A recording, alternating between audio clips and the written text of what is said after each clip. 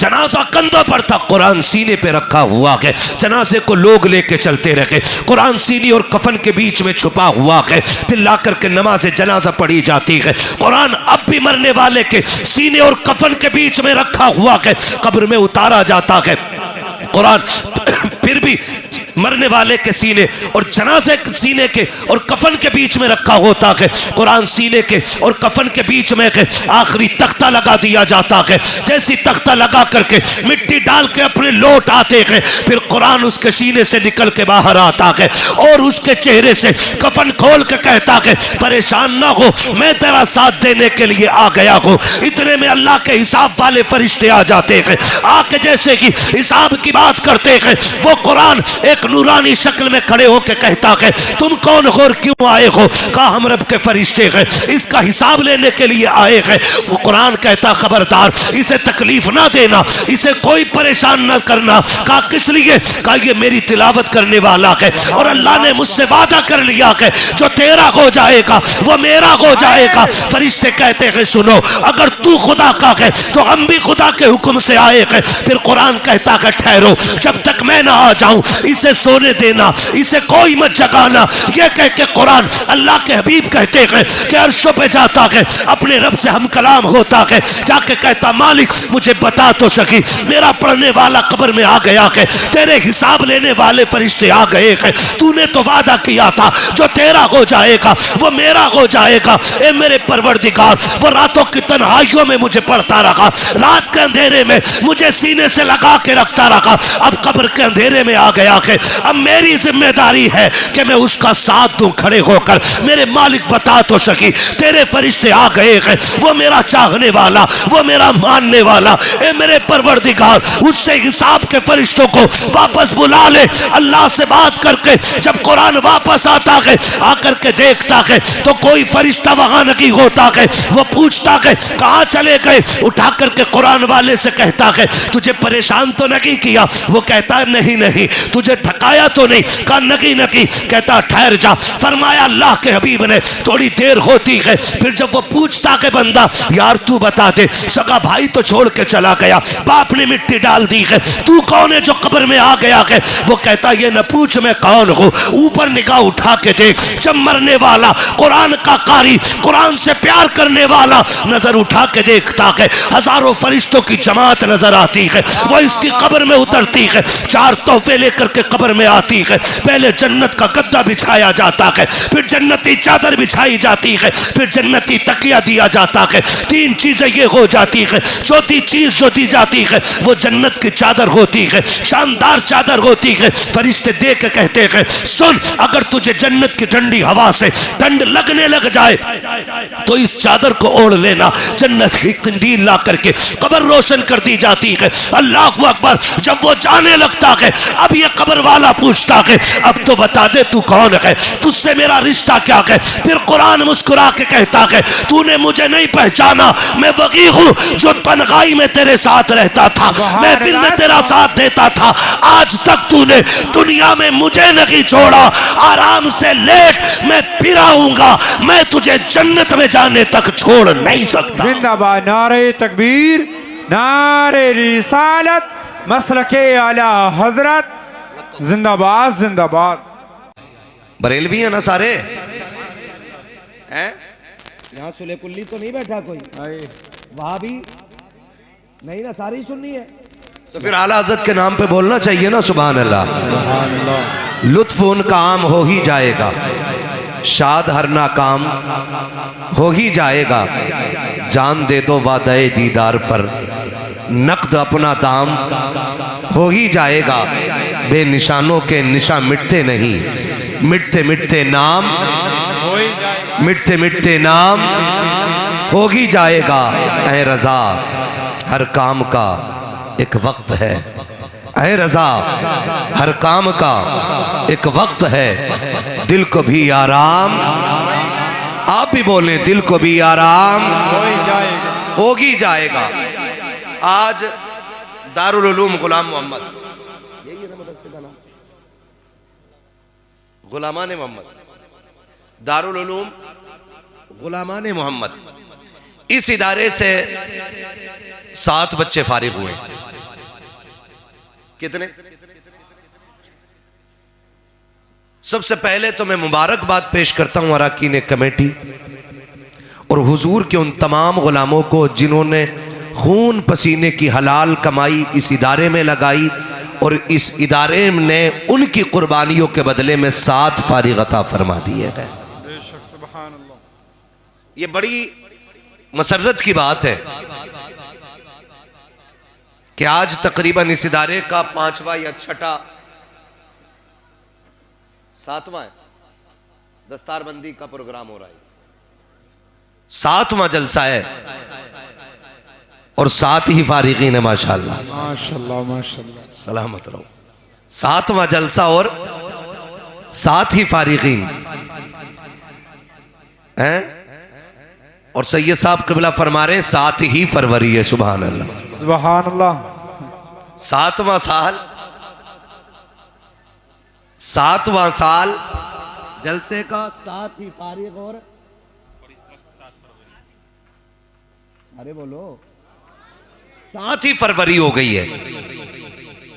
कितना खूबसूरत इत्तेफाक है। अल्लाह ताला इस इदारे को दिन दुनी रात चौगनी तरक्की अता फरमाए।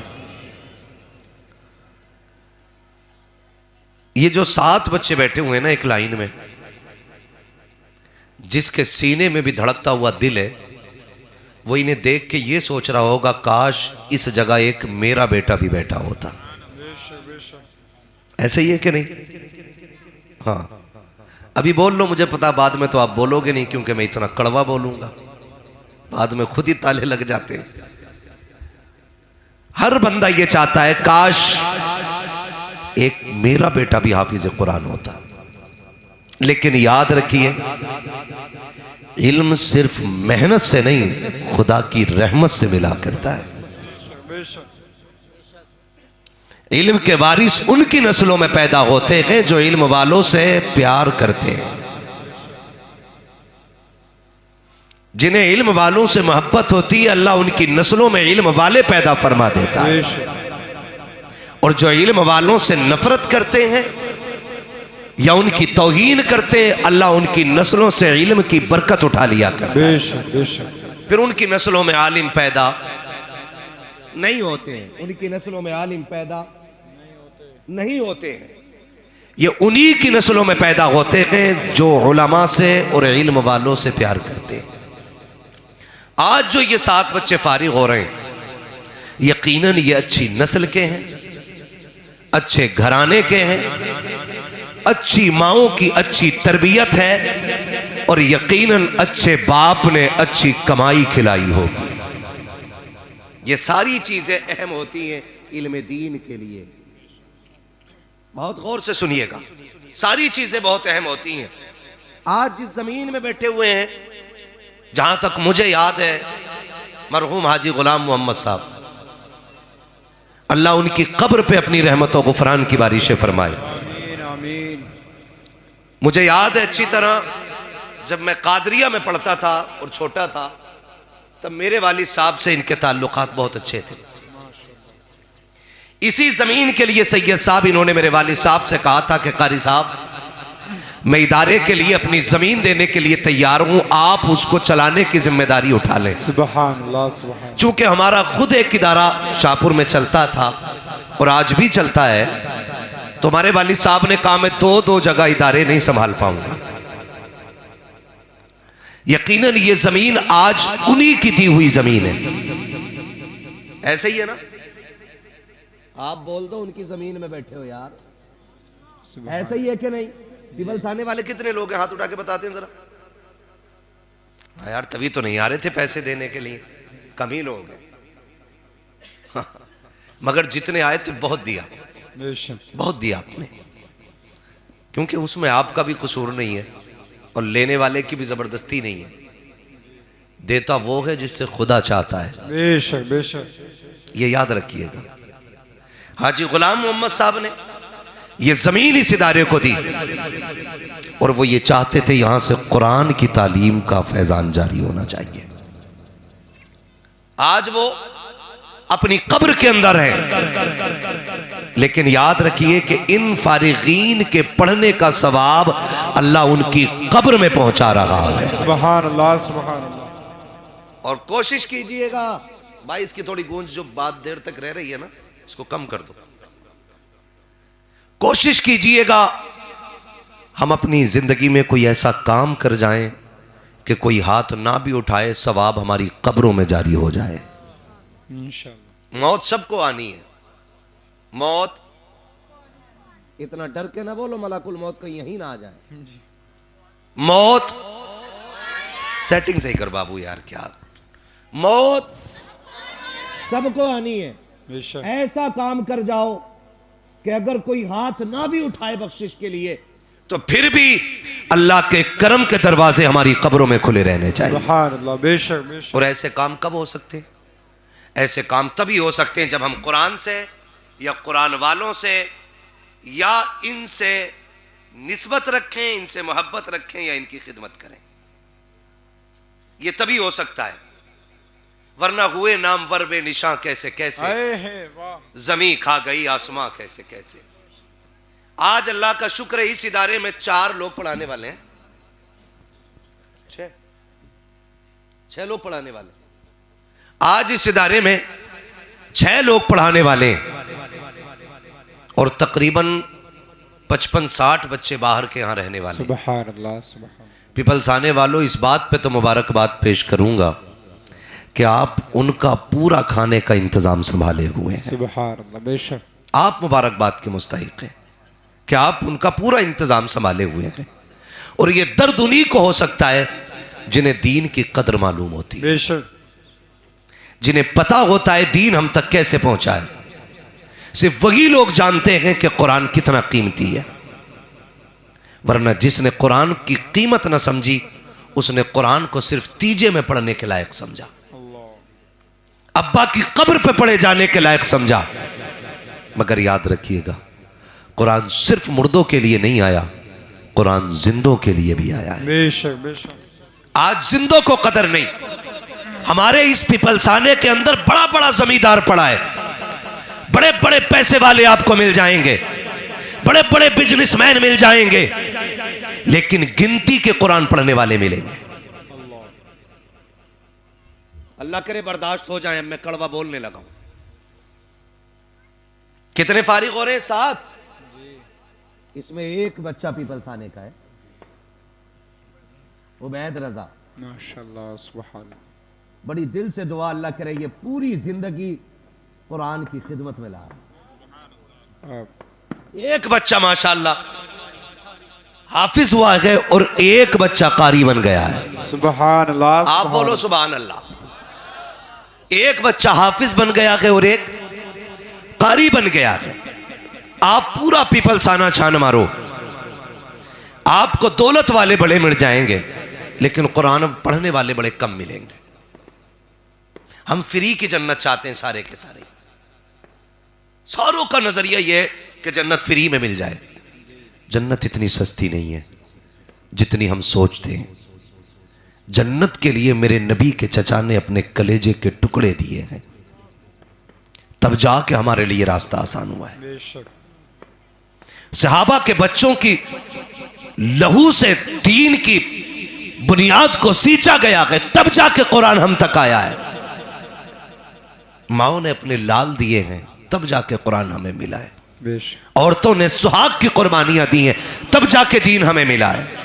हमने तो ये सोचा मुसलमान के घर में पैदा हो गए और सैयद साहब ने कान में अजान पढ़ के कहा मुबारक हो मुसलमान है, तो बस हमने समझा काफ़ी हो गया, टोपी लगाओ गोश्त खा लो, इतना ही काफ़ी है इस्लाम के लिए। नहीं मेरे अजीज़, शहादत गए उल्फत में कदम रखना है। लोग आसान समझते हैं मुसलमान होना, बड़ी कुर्बानियां दीन के लिए देनी पड़ती है। आज कुरान की कदर नहीं आती है, आज इज्जत हम नहीं करते हैं। आज अगर फजर के बाद किसी घर से कुरान की तिलावत की आवाज़ आती है, 2 बातें जहन में आया करती है। या तो कोई मर गया है इसलिए कुरान पढ़ा जा रहा है, या फिर किसी के घर के भूत उतारे जा रहे हैं इसलिए कुरान पढ़ा जा रहा है। आखिर मुझे बताओ तो सही, क्या कुरान सिर्फ भूत उतारने के लिए आया था, जिन्नात भगाने के लिए आया था? अपने घरों को जादू से आजाद कराने के लिए क्या सिर्फ कुरान की तिलावत होनी थी? मुझे बताओ तो सही, क्या कुरान सिर्फ मैयतों के सराहने के लिए है, या सिर्फ जनाजों के लिए है, या सिर्फ कर्बों के लिए है? खुदा की कसम, कुरान सिर्फ मैयतों के लिए नहीं आया, सिर्फ जनाजों के लिए नहीं आया, सिर्फ भूत भगाने के लिए नहीं आया। कुरान जिंदगी देने के लिए आया है, हयात दस्तूर हयात देने के लिए आया है। खुदा के वास्ते कुरान के इतने आदी हो जाओ कि जब सुबह उठा करो तब भी कुरान पढ़ा करो, और जब सोया करो तब भी कुरान की तिलावत किया करो। नारे तकबीर, नारे रिसालत, मसलके आला हजरत उलमाए अहले सुन्नत हजरत अल्लामा मौलाना मुफ्ती हम्माद रजा साहब किबला। मैं ये समझता हूं, सुने कान खोल के, सच्चा साथी सिर्फ कुरान है। बेशक, सच्चा साथी सिर्फ कुरान है। बेशक, बड़े बड़े जिगरी यार मिट्टी डालने तक है, उसके बाद कोई नहीं। आखिरी मुट्ठी डालने वाला आपका जिगरी हो सकता है, तख्तों के अंदर आपके साथ लेटने वाला कोई यार नहीं आना है। आएगा कोई? बोलो, आ सकता है कोई? नहीं। आज तक कोई तारीख हो यार यार के लिए कब्र में लेट गया हो, दोस्त दोस्त के लिए कब्र में उतर गया हो कि जी मुझे यहीं रहना है? ये दुनिया इतनी बेवफा है कि मरने की देर है, दोस्त तो कफन पहनाने भी नहीं आते, कफन पहनाने भी नहीं आते। अगर यार मर जाए ना और ये बात चल जाए कि भाई कुर्ता उतारना है, उतारो, कहते भाई मुझे नहीं छूना है, डर लग रहा है। चचा को बुलाओ जिनकी मौत करीब आ गई है जी। हाँ, ऐसे लोग बुलाए जाते हैं कि भाई चचा उतारेंगे। अब अल्लाह माफ करे, अब तो दुनिया इतनी ऐश परस्त हो गई कि अब कब्रें औलाद नहीं खोदती, अब कब्रें किराएदार खोद रहे। अल्लाह, जिनके लिए लाखों करोड़ों कमा के रखे, ये तेरी कब्र पे दो फावड़े मारने नहीं आएंगे। बेशक, है किस हवा में? और आखिर मौत है। जमींदार को भी मरना है, ठेकेदार को भी मरना है, इमाम को भी मौत आनी है, पीर को भी मौत आनी है। मरना सभी को, तैयारी किस किस की है? नहीं है।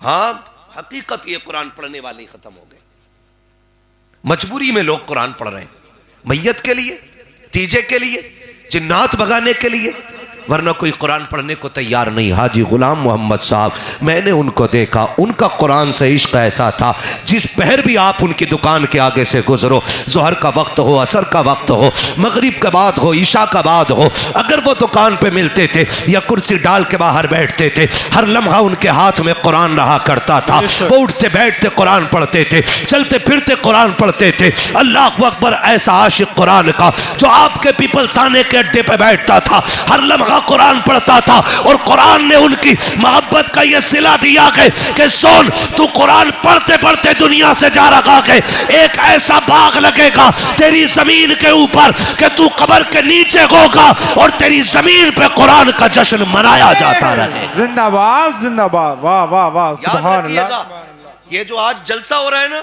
ये तेरी मेरी मेहनत नहीं, बड़ा बड़ा पैसे वाला पड़ा है, बड़ा बड़ा पैसे वाला पड़ा है पीपलसाने में। कितनों ने बनाए मदरसे, एक बच्चे को एक रोटी नहीं खिला सकते बड़े बड़े पैसे वाले जी। हाँ, ये सब अल्लाह की तौफीक से होता है। खुदा जिससे चाहता है उससे काम लेता है। हम तो पढ़ते ही नहीं, हमने सोचा नहीं, हमने सोचा बच्चे को एक बार कुरान पढ़ा दो, बच्चे ने भी पढ़ लिया 8 साल की उम्र में, और फिर वो पढ़ते ही नहीं। कुरान पढ़ा हुए कि हाँ, खोला कब से नहीं है? खोलते हैं हम लोग?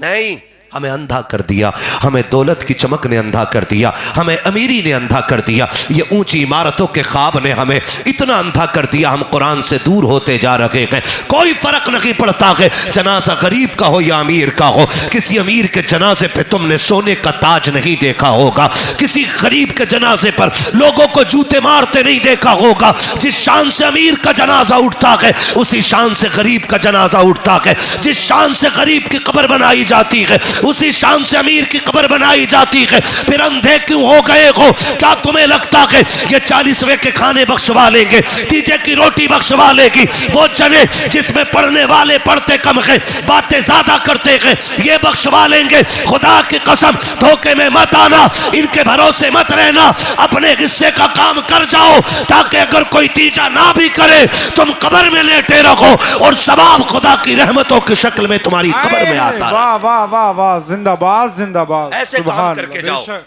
ऐसे काम करके जाओ। कब्र जानते हो क्या है?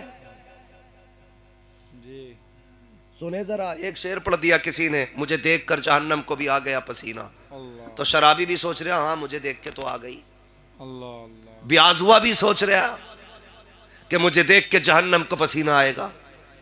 चुगलखोर भी सोच रहा है मुझे देख के जहन्नम को पसीना आएगा। औकात में रह, जहन्नम जहन्नम में भट्टी नहीं जो कूद के निकल जाएगा। जिसने देखी नहीं वो तो कह रहा मुझे देख के जहन्नम को भी आ गया पसीना, और जिसने देखी है वो पूरी रात रो के कहता था रब्बे हबली उम्मती, रब्बे हबली उम्मती, अल्लाह मेरी उम्मत मेरे हवाले फरमा देना। खुदारा डरें और अपनी तैयारियां खुद करें, खुद करें। हम कुरान नहीं पढ़ते, कितने घरों में कुरान खोलते हैं लोग। आज बुरा ना मानिए, एक घर में 9 बंदे हैं ना तो 11 मोबाइल हैं जी, लेकिन 9 के 9 कुरान नहीं है। वही कुरान सबके लिए चल रहा जो अम्मी जहेज में लेके आई थी, ऐसे ही हो रहा है ना। और वो भी रखे रखे धूल चढ़ जाती, उसको भी कोई खोलने वाला नहीं होता है, उसको भी कोई खोलने वाला नहीं होता है। अगर कुरान शफाअत करने का हक रखता है ना तो कुरान शिकायत करने का हक भी रखता है। पूछेगा गिरबान पकड़ के, मालिक किसके घर में रखवाया था जिसने पूरे साल मुझे खोल के नहीं देखा? और मुझे तो हैरत होती है जो कुरान मैयतों में कुरान को पढ़ती है वो शादियों में डीजे बजाती है, हैरत होती है। जिनके भूत कुरान से उतारे जाते वो बेटे की शादी पे डीजे बताता है और कुरान की ना कोई तिलावत सुनने तैयार होता है ना करने तैयार होता है। आज हमारे घरों की कंडीशन यह है और यही वजह है कि नस्लें बेगैरत पैदा हो रही हैं। इससे बड़ी बेगैरती क्या होगी? बेटा बैठा अब्बा के सामने कह रहा अब्बा मुंह बंद कर, तुझे क्या पता, मैं बताऊं बात क्या है। जब तबाही आती है तो टांगे नहीं टूटती हैं, आंखें नहीं फूटती हैं, नस्लें अंधी नहीं होती हैं। ऐसे ही कोड़पन आता है कि अपना बेटा होते हुए अपने बाप की 2 कौड़ी की इज्जत नहीं करता है। अल्लाह। फिर हम कहते हैं मौलवी तावीज दे दे, डोरी दे दे। ओ भाई, जो खराबी नस्लों में आ गई है वो डोरी से कैसे निकल जाएगी यार? खुदा के वास्ते कुरान के आदी हो जाओ, सच्चा साथी कुरान है। हुजूर की हदीस पाक है, हजरत उबादा बिन सामित रजी अल्लाह तआला, आप फरमाते हैं कि अल्लाह के रसूल ने इरशाद फरमाया, जब बंदे का इंतकाल होता है ना और उसको नहला धुला के कफन पहना दिया जाता है, तो जब जनाजा उठने लगता तो कुरान उसके कफन और सीने के बीच में आके छुप जाता है। जो कुरान की तिलावत का आदी होता है, कहां आके? कफन और सीने के बीच में आके छुप जाता है।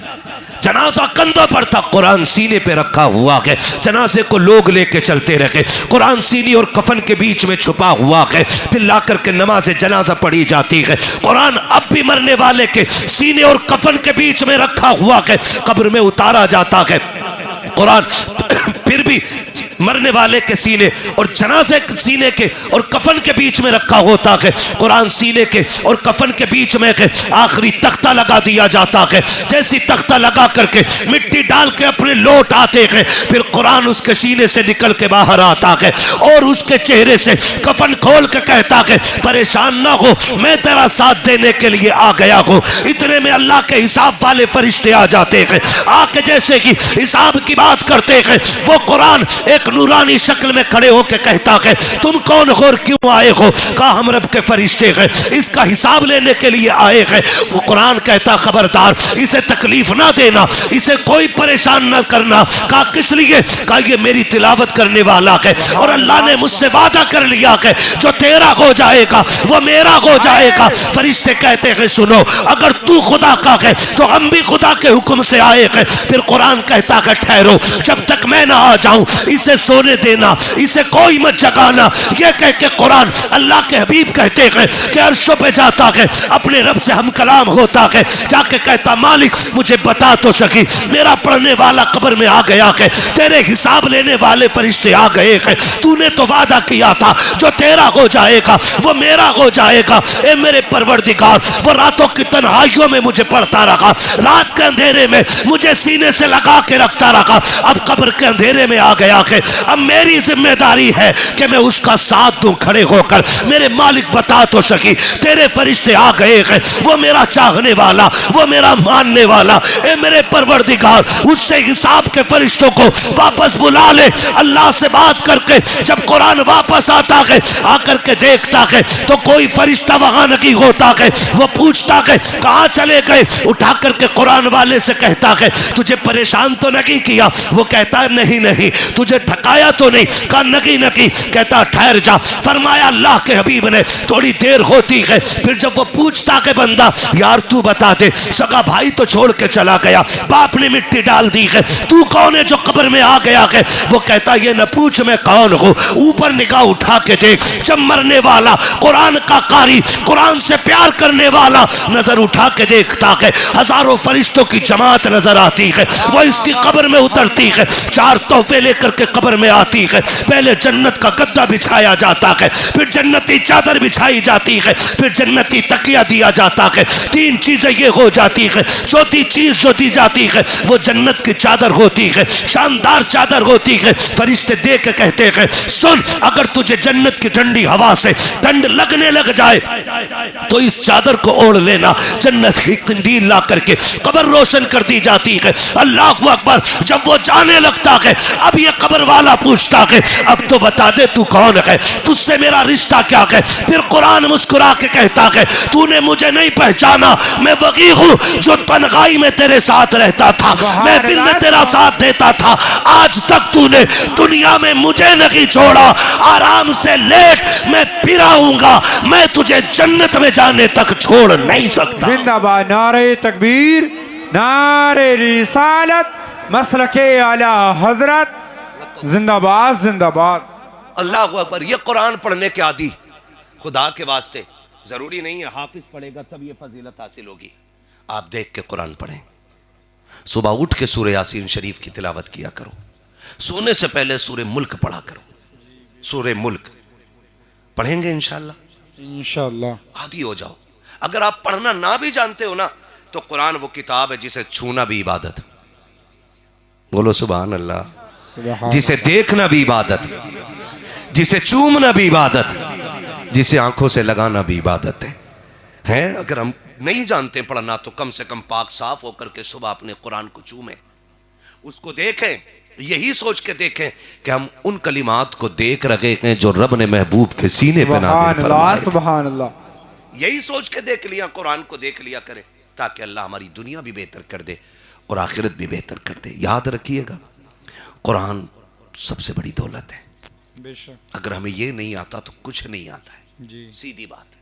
अगर ये नहीं आता तो कुछ नहीं आता है। और याद रखो जब हम अपने कुरान ही को नहीं सीखेंगे तो क्या सीखेंगे? जी। मुझे तो हैरत होती है, लोग रिजल्ट दिखाते हैं ला करके, देखो मेरा बेटा 97% नंबर लाया इंग्लिश के पेपर में, 98 नंबर है, 98% नंबर है मैथ के पेपर में, है ना। तो ये सारी चीज़ें हम दिखा के तुम्हारे बेटे को कुरान आता है कि नहीं? वो नहीं आता है। अल्लाह। खुदा के वास्ते अपने बच्चों को कुरान ज़रूर सिखाओ, ज़रूर सिखाओ। ये 7 बच्चे मेरे सामने बैठे हुए हैं, वही सबसे छोटा हाफिज कुरान। कितने महीने में हिफ्ज़ किया आदिल साहब? 10 महीने में माशाअल्लाह इस बच्चे ने कुरान। सुभान अल्लाह। कितने महीने में? 10 महीने। बोल दोगे ठंड ना लग रही हो तो मैं ज्यादा वक्त नहीं लूंगा। कितने महीने में? 10 महीने में कुरान हिफ्ज़ किया इस बच्चे ने। ये कुरान का मौजज़ा नहीं तो और क्या है। बेशक। बड़े से बड़ा LLB मास्टर बंदा ले आओ, आप IAS IPS ले आओ और उससे कहो कि तू कानून की कोई एक किताब के 10 वर्क मिनवान पढ़ के सुना दे, जी। वो दुनिया की किसी किताब के 10 पेज मिनवान नहीं सुना सकता है। और हम कुरान के लिए उबैद रज़ा को दारुल उलूम गुलामान मुस्तफ़ा से लेके आते हैं। सुभान अल्लाह, ये 10 आयतें या 10 पेज नहीं, ये पूरा कुरान ज़बानी सुनाने की ताकत। सुभान अल्लाह, सुभान अल्लाह। बेशक वो अब्बा बड़े नसीब वाले होंगे जिनका ये बेटा है, और ये नहीं, ये सारे बेटे जिनके, बड़े नसीब वाले वो बाप है जिन्होंने आखिरत का इंतज़ाम कर लिया है। मैं जानता हूँ बड़े बड़े करोड़पति लोग जायदाद छोड़ के गए और औलाद ने उनकी जायदाद पर डांस किया, उनकी बख्शिश के रास्ते नहीं खोले। अब्बा मर जाता है ना, अक्सर औलाद जायदाद पे ऐसे बैठ जाती है जैसे माले गनीमत मिला इसे, अल्लाह, माले गनीमत की तरह लोग कब्जा कर लेते। अपने हाथ से कुछ ना कुछ कर जाओ। हाजी गुलाम मोहम्मद साहब इतना कुरान पढ़ते थे, रोजाना 1 मंजिल तिलावत करते थे, सुभान अल्लाह, और 7 दिन में पूरा कुरान मुकम्मल कर लेते। सुभान अल्लाह, सुभान अल्लाह। ये बात इसलिए नहीं बता रहा हूं कि उनकी शान बयान हो, उन्होंने तो इज्जत पाली रब की बारगाह में। अब उनका जिक्र ना भी हो तो फर्क नहीं पड़ता है, इसलिए बता रहा हूं ताकि हमें और आपको कुरान पढ़ने का शौक पैदा हो जाए। बेशक यही हाजी गुलाम मोहम्मद साहब हैं। सुने जरा, आज बंदा झूठ सच बोल रहा है, अमीर बनने के लिए हराम इकट्ठा कर रहा है। यही हाजी गुलाम मोहम्मद साहब हैं। इन्होंने मेरे सामने मेरे वालिद से कहा था, कारी साहब कर्जा बहुत हो गया, बहुत परेशान हूं, मैं बहुत परेशान हूं, दिक्कत बहुत है, कर्जा बहुत है। मेरे वालिद साहब ने कहा था, जानते मेरे वालिद साहब को तो जानते होंगे, कारी हामिद अली, मैं शाहपुर का रहने वाला हूं। मेरे वालिद साहब ने कहा था, हाजी साहब रोज आना मगरिब बाद सूरह वाक़िया की तिलावत किया करें, सुभान अल्लाह। और इसके बाद दुआ का तरीका उनको बताया। मैंने खुद देखा 2-3 साल के अंदर अल्लाह ने फिर उनको इतना नवाजा कि मद्दे के दौर में मेरे सामने उन्होंने 2 लाख से ऊपर तो ज़कात के पैसे निकाले थे। सुभान अल्लाह, सुभान अल्लाह। अकीदा भी ऐसा होना चाहिए। जी बेशक। क्या नहीं है कुरान में, सब कुछ है, लेकिन जब बंदा चढ़ जाए हराम खाने पे तो फिर कुरान बरकतें नहीं देता है। आज भी गारंटी है, जाओ, जो अमल उनका था वो अमल आप अपना लो, अल्लाह इतना रिस्क देगा कि नस्लों का गुजारा हो जाएगा। आज अल्लाह का शुक्र है, जब वो छोड़ के गए तो कितना छोड़ के गए होंगे। हम तो ये देख रहे हैं कि ये जमीन इतनी मदरसे के लिए कितनी होगी, लगभग ये 1.25 बीघे के करीब जमीन है, सुभान अल्लाह। ये सारी मदरसे के लिए दी है। और उनके भतीजे बता रहे थे, आइंदा इंशाअल्लाह तालीम में और भी इजाफा करने की कोशिश है। हम चाहते हैं कि तालीम का मयार यहाँ तखस्सुस तक हो जाए। मैंने कहा जमीन कितनी है, कहा ये 1.25 बीघे, जरूरत पड़ी तो और भी आगे को बीघों में खरीद लेंगे। सुभान अल्लाह, सुभान अल्लाह। अल्लाह ताला इस इदारे को दिन दुनी रात चौगनी तरक्की आमीन, आमीन, और बरकतें अता फरमाए। अभी ऐलान कर रहे थे हारून भाई, तो कोई उठने को तैयार नहीं, सोच रहे थे यार बताओ अगर मैंने पैसे दे दिए ना तो भाई मेरा कल को बोटी कहाँ से आनी है, जी है ना, गोश्त महंगा हो गया, वो सारा मदरसों से ही कटेगा, है ना। ये बंदा सोचता ख्याल करता है कि भाई ये कल का क्या होना है। हम अल्लाह पे भरोसा करके ना इधर का ख्याल करें, रब हमारी नस्लों का इंतजाम फरमा देता है। कभी मत सोचा करो। और आज ना 40वें से ज्यादा कोई याद ही नहीं रखता है।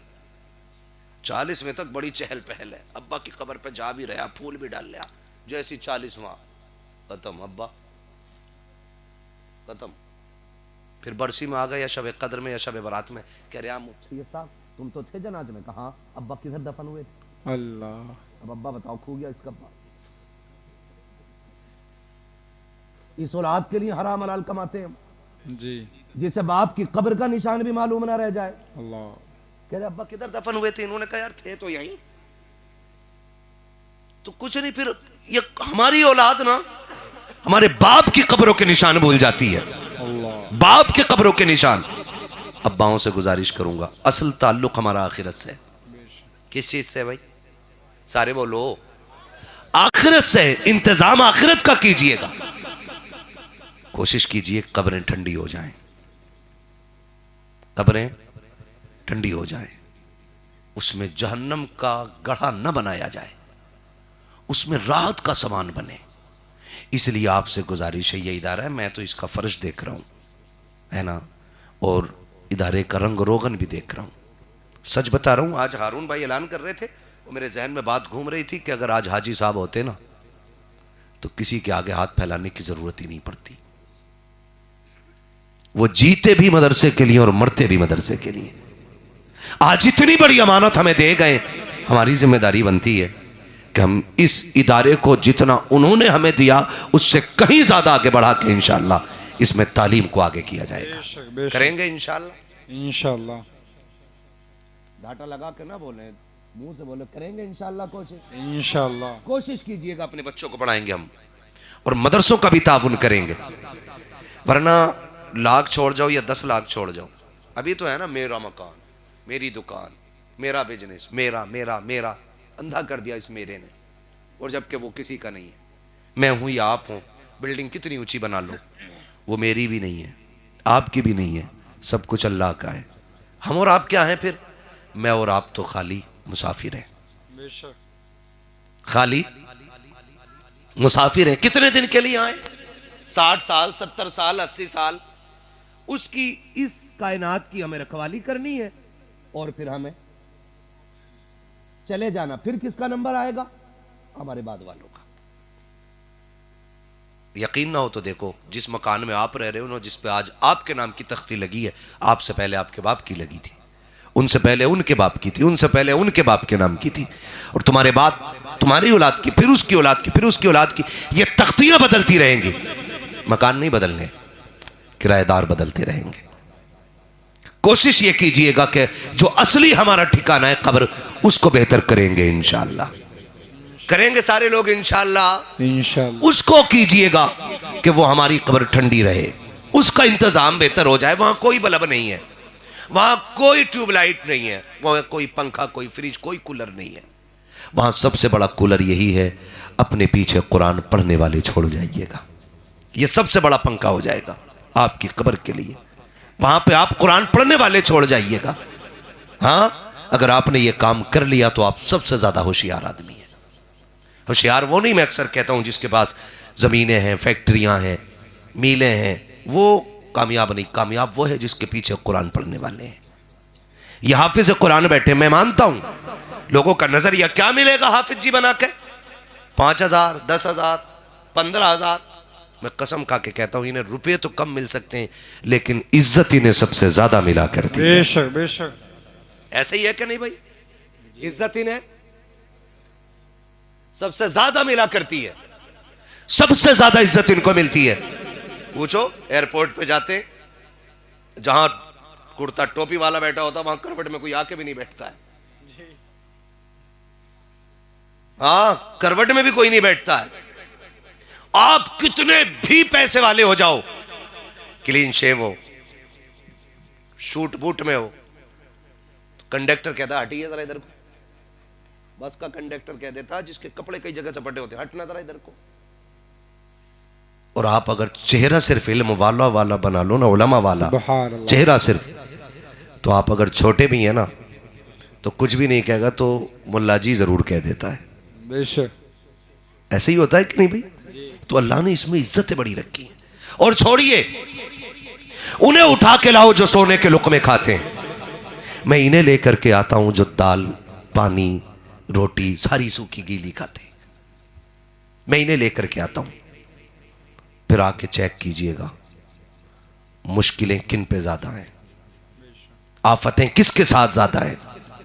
ये पतली दाल खाने वाली जमात, ये ठंडे फर्श पे सोने वाली जमात, खुदा की कसम उतनी परेशान नहीं होती जितना करोड़पति परेशान नजर आता। अल्लाह बेशक, क्योंकि सुकून भी अल्लाह की तौफीक से मिला करता है। बेशक बेशक, सुकून भी अल्लाह की तौफीक से मिला करता है। ये एक बहुत अजीम इदारा दारुल उलूम गुलामान मोहम्मद, अल्लाह करे ये इतना चमके कि पिपलसाने की तारीख बन जाए कि तखस्सुस तक अगर किसी इदारे में तालीम हो रही है तो सकलैनी मस्जिद के पड़ोस में जो मदरसा है वो उसके अंदर हो रही है। आप सब कोशिश कीजिएगा, करेंगे इंशाअल्लाह। इंशाअल्लाह करेंगे। मैं उन लोगों को मुबारकबाद पेश कर दूं जिन लोगों ने इन बच्चों को खाना खिलाया। बेशक एडजस्ट कर लेते हैं, 55 बच्चे हैं और पड़ोसी खाना खिला रहे हैं, पिपलसाने के बस्ती वाले। माशाअल्लाह, बड़ा काम उन्होंने कर लिया है। अभी आपने सैयद बख्तियार साहब से आपने सुन लिया है कि क़यामत में बड़े काम आएंगे। एक गिलास पानी के बदले में भी ये जन्नत दिलाने की पावर रखेंगे मैदान क़यामत में। सुभान अल्लाह। कोशिश ये कीजिएगा हमारे घर का कुछ रिज्क कुरान वालों के काम आ जाए। बेशक। ये कोशिश कीजिएगा हमारा कुछ पैसा कुरान वालों के काम आ जाए। हम क्या समझते हैं, हम सिर्फ अब्बा का 40वां भारी करके करा देते हैं। क्या 40वां कह रहे 40 डेगे बनवाइए मैंने अब्बा के 40 पूछ इन मौलवियों से, एक दाने का सवाब नहीं मिलना 40 डेगों में, क्योंकि खिलाई ऐसे लोगों को रहा। सारे वही आ रहे हैं जिनके ये वलीमे खा के आया, उन्हें अब्बा का 40वां खिलवा रहा है, कोई सवाब रत्ती भर नहीं मिलना है। और मसला के आला हजरत में तो इसकी इजाजत ही नहीं, बेशक, मैयत की रोटी दावत करके खिलाने की, और हमने सबसे ज्यादा फायदा इसी में ही उठाया मसला के आला हजरत का। बरेली वाले हैं तीजे में बिरयानी जरूर बनेगी, 40वें में 4 भगोने बनने, कुछ नहीं होना है। इधर मरने वाले के वारिसों पे कर्जा चढ़ता है, उधर कब्र में वो करवटे बदलता। मौज आती है ठलवों की जी, जो बोटी के लिए लड़ जाते हैं मैयत की रोटी में भी। अल्लाह, मत आइए इनके धोखे में, बंद करो ये इतने फालतू के खर्चे कि गरीब आदमी टेंशन में आ रहा मरने से पहले। मर गया तो बिरयानी किधर से बनेगी यार, 40वें का खर्चा कौन उठाएगा। मुझ पे तो आईसीयू का पहले ही 50,000 का बिल कर्जा हो गया है, वो डर रहा है, लेकिन हम नहीं। आप एक काम कीजिएगा, अगर चाहते हो ना आपके खानदान में कोई बख्शा जाए या किसी के इसाले सवाब के लिए आप कुछ करना चाहते हैं, आइए सैयद साहब की बारगाह में, इदारे के किसी भी जिम्मेदार के पास आ जाइए, या इस इदारे के जो सरपरस्त लोग हैं, हाजी साहब के भतीजे वगैरह, ये जो भी है, आप उनके पास आ जाइए और उनसे कहिए हम चाहते हैं कि हम अपने वालिद के इसाले सवाब के लिए कुछ करें, हमें मदरसा दिखाओ। आना मदरसे के अंदर, फिर इन कुरान वालों का जायजा लेना। इनमें कोई भी ना करोड़पति का बेटा नहीं होगा, इनमें एक भी अरबपति का बेटा नहीं होगा, इनमें कोई भी सरकारी मुलाजिम का बेटा नहीं होगा, इनमें एक भी IAS IPS का बेटा नहीं होगा, इनमें एक भी MBBS का बेटा नहीं होगा, क्योंकि अमीर दुनिया को चाटते हैं और गरीब कुरान की तरफ भागा करते हैं। सुभान अल्लाह, बेशक, गारंटी के साथ कह रहा हूं मैं, इनमें अक्सर गरीबों के बच्चे होंगे, गरीबों के बच्चे अक्सर कुरान की तरफ आते हैं। आकर के देखो कितने कुरान वाले एक ही गद्दे पे 8 साल गुजार जाते हैं, हमने मदरसों में जिंदगी गुजारी है।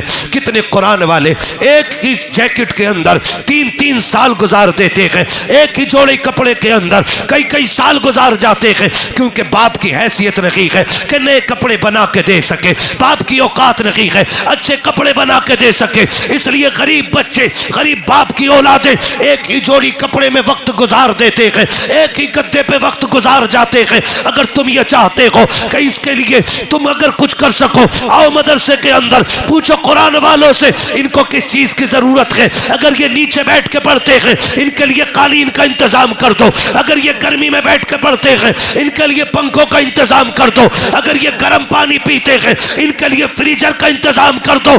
आप अगर कहेंगे कि इससे क्या मिलने वाला है, आप तो मर के कब्रों में चले जाओगे। 40वें के बाद कोई तुम्हारी कब्र पे, फूल तो बड़ी बात है, मिट्टी चढ़ाने वाला नहीं आएगा, हाथ उठाने तो बड़ी बात है, कोई तुम्हारा नाम लेने वाला नहीं होगा। अगर तुमने कुरान वालों के लिए यहाँ पंखे लगवा दिए, अगर फ्रिज का इंतजाम करा दिया, इनके लिए बैठने के लिए फर्श का इंतजाम करा दिया, तुम कब्रों में होगे। मौसम गर्मी का आएगा, इनको पसीना आएगा, इनको गर्मी लगेगी, ये कुरान लेकर के पंखे के नीचे बैठेंगे, तेरा दिया हुआ पंखा एक चक्कर लगाएगा, ठंडी हवा उतर के इनके सीने से लगेगी, इधर हवा से इनका सीना ठंडा होगा। अल्लाह जन्नत की हवा से तेरी कब्र को ठंडा फरमा दे। नारे तकबीर, नारे रिसालत, मसलके आला हजरत।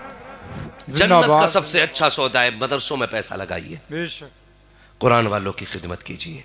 अगर अल्लाह कबूल कर लेगा तो फिर खुदा की कसम जीना भी कामयाब और मरना भी कामयाब। फरमाया गया लक़द कान लकुम फ़ी रसूलिल्लाहि उस्वतुन हसना, मेरे महबूब की ज़िंदगी आपके लिए बेहतरीन नमूना है। पूरी ज़िंदगी हुजूर ने कुरान हर मुश्किल को बर्दाश्त करके उम्मत तक पहुँचाया है। अब उम्मत पे फ़र्ज़ बनता है कि वह कुरान सीखे। अगर सीख भी नहीं सकते हैं, महबूब अलैहिस्सलाम का फरमान है, या तो आलिम बनो, या तालिब इल्म बनो, या इनकी महफिलों में बैठने वाले बनो, या फिर इनसे मोहब्बत करने वाले बनना। ठीक है जी। इन 4 के लिए हुक्म दिया और फरमाया 5वें ना हो जाना वरना बर्बाद कर दिए जाओगे। या तो आलिम बनो, या तालिब इल्म बनो, या इनकी महफिलों में बैठने वाले बनो, या इनसे मोहब्बत करने वाले बनो। हम में से जिनकी उम्रें गुजर गई हैं, नहीं जा पा रहे, घर की जिम्मेदारियों ने परदेश पकड़ा दिया है, मेहनत में लग गए, तो कोशिश ये कीजिएगा हम कुरान वालों की खिदमत करते रहा करें। करेंगे ना इंशाअल्लाह, वादा करते हैं इंशाअल्लाह। हाँ जी, आज ये जितने फारिग हुए अल्लाह ताला इनकी दुनिया भी रोशन फरमाए, आखिरत भी रोशन फरमाए, और खुदा करे कि ये दीन के इतने बड़े आलिम बने कि ये जिस जगह से गुजर जाएं वहाँ इल्म के चश्मे जारी हो जाएं। अल्लाह इनकी नस्लों में कुरान के कारी पैदा फरमा दे, नस्ल दर नस्ल अल्लाह कुरान के खातिम पैदा फरमा दे। फरमाया गया लक़द कान लकुम फ़ी रसूलिल्लाहि उस्वतुन हसना, मेरे महबूब की ज़िंदगी आपके लिए बेहतरीन नमूना है। तो हुजूर के किरदार को आप अपना आइडियल बनाइए। हाँ, आप कुछ भी कीजिए, यानी जायज़ काम, मगर कुरान की तिलावत रोज़ करते रहिएगा। कुरान को वजीफ़ा बना लो, उठते बैठते कुरान पढ़ा करो, सूरे मुल्क की सोते वक्त तिलावत किया करो, सुबह उठते ही सूरे यासीन की तिलावत किया करो, आपको कर्ज़ा लेने की ज़रूरत नहीं पड़ेगी। फरमाया गया जो सुबह सूरे यासीन पढ़ लेता है ना, फिर ये होता है कि शाम तक उसके सारे काम अल्लाह के ज़िम्मे करम में हो जाया करते हैं। सुभान अल्लाह, सुभान अल्लाह। इसलिए रोज़ कुरान पढ़िएगा। अल्लाह हमें कुरान से मोहब्बत करने वाला बनाए, कुरान की खिदमत करने वाला बनाए, कुरान से प्यार करने वाला बनाए, हमें कुरान पढ़ने वाला बनाए, कुरान सुनने वाला बनाए। बस जो हुए गलत उनको माफ़ फरमाए। रब्बे कायनात ज़िंदगी ने दिया, साथ फिर होगी मुलाकात, चमन रहा फूल खिलेंगे, ज़िंदगी रही फिर मिलेंगे।